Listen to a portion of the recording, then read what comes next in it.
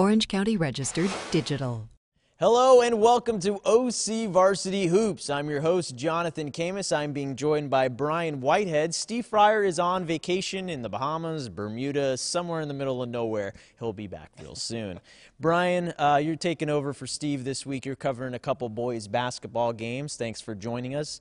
We're here at Servite High School, and if you haven't noticed, this is as quiet as the gym's ever going to get. The Asylum is currently in class right now. We're here at Servite early in the morning here, Brian, but we did talk to their head coach and players. We'll have those interviews for you later on. Brian, Servite in the Trinity League. We're talking league previews on today's show.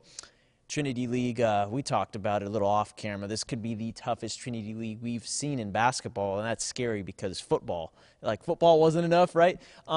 Servite, they got a tough uphill road ahead, especially when Modern Day is at the top of the Trinity League perennially year after year. But Servite, and they have a lot of optimism this year, and some of it has to do with some transfers, but they have a lot of talent on this team. You think about the Trinity League, Jonathan, and you think about the Modern Days, the Orange Lutherans. Santa Margarita's a top 10 team this year. You don't really think too much about Servite. You know Servite with the Asylum. Yes. You know their crowds, but you also know that they bring it every game. I saw them earlier in the season before they obviously have played with Jacob Hughes, who's a transfer from Orange Lutheran, Cameron Griffin, who's a transfer from Brethren Christian. I've seen them play without him, and they work real hard for their points. Their guard, Trevor Trainin, he's handling the ball 80% of the time. He's forced to create looks for everybody on the team. You get back Hughes, who's 6'11", Cameron Griffin, who's 6'6". Coach Morris said, you can't teach height. Their offense will get a lot more easy looks with the 6'11" center and with a 6'6" wing, and Trinan goes 6'4" himself. It's a lot more easy looks when you're playing the Modern Days, when you're playing the Orange Lutherans, when you're playing the Santa Margaritas. They aren't one of the teams who are expected to do well in the Trinity League, but they get in the postseason, they always do well.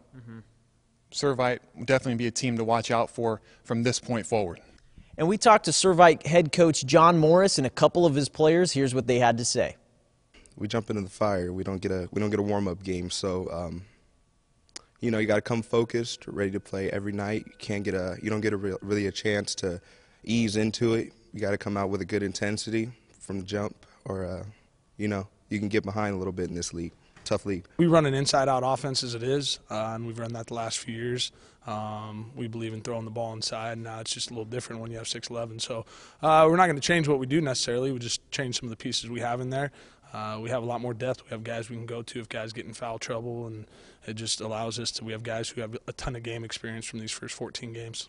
All right, Brian, some other leagues to talk about, top leagues around the county. You have the Freeway League, Jonathan. Sonora, the class of that league.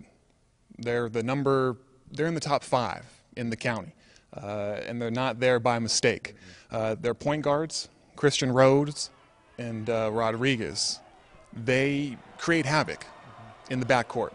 They press, they turn steals into points, and they'll get Ben Rico back sometime during the season. He was a top 10 scorer in the county last year.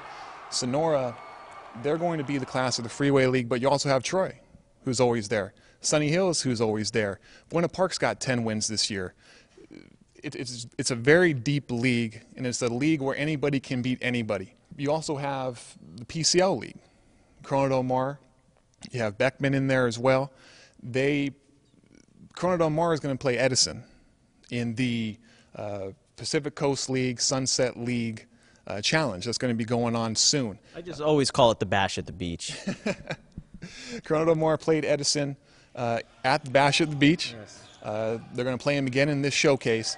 But Corona Del Mar, big team, they can definitely do some things. I saw Beckman play Canyon. Are you a Bo Lever, by the way? I am a Bo Lever. We all are. All right. I saw Beckman play Canyon down to the wire. Canyon, a top 4, top 5 team in Orange County. What Beckman does is they shoot threes.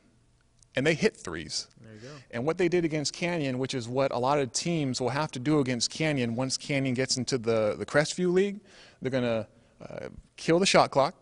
They're not going to turn the ball over, and they're going to hit their threes. So that Pacific Coast League is going to be very tight.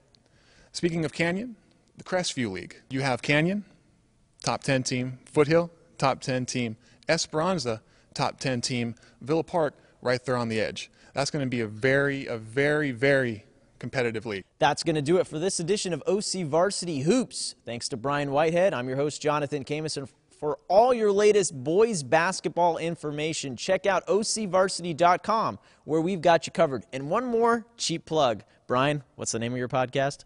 It's a podcast that me, Damian Calhoun, do every week, OC Varsity on the Record. OC Varsity on the Record. I'm off the record. I'm off sides. I'm way out there. But their podcast, they're doing a great job. Check it out, guys. That's on OCVarsity.com, where we've got you covered. Orange County Register. We are here in the service of Orange County.